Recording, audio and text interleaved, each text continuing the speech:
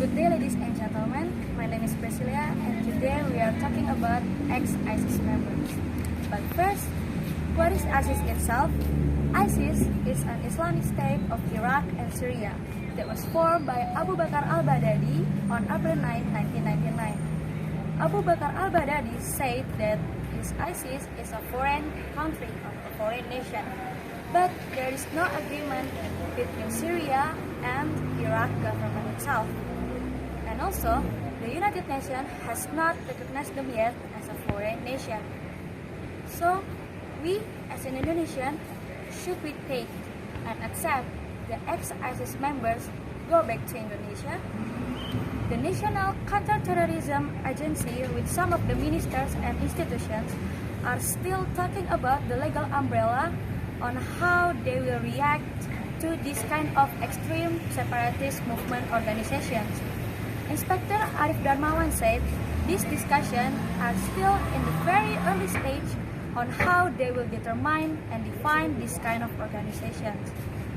According to Arif, this government are still not clearly determine the status of organizations that should be banned in Indonesia, such as ISIS, Al-Qaeda, Boko Haram, and West Java al-Nusra.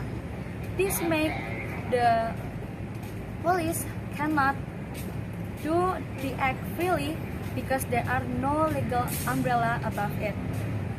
In Law 12/2006, it is clearly written that if a person are constantly joining the other country or joining another armies without prior permission for the president, he will lose his citizenship automatically. Meanwhile, ISIS itself is not a country, but a separatist movement organization. On the other hand, Indonesia believes that there are no dual citizenships or bipartite or without citizenships or apatride. Based on the data, there are 689 ex-ISIS members spread in Turkey and Syria. The government will still count them and make the data of the ex-ISIS members and complete their identity. Meanwhile, for the children under 10 years old, will be considered case by case on how they will go back to Indonesia. So, the solution for me is the government should make the institutions or the law clearly and specifically as soon as possible, so the government and the police department could act clearly and specifically and correctly without harming other people. For the victims, you have your own choice to choose Indonesia or another country at first. And if you choose another country beside Indonesia, it is your responsibility if you lose your citizenship.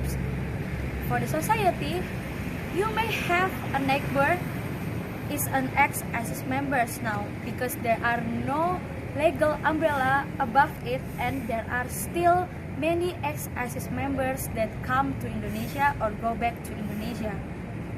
So, you as a human, you should respect each other. If they don't bother you, you also don't have any rights to bother them. But you still have to be aware and keep your eyes on them. If you see that they act not normal or they act very curiously, you should call the police department as soon as possible.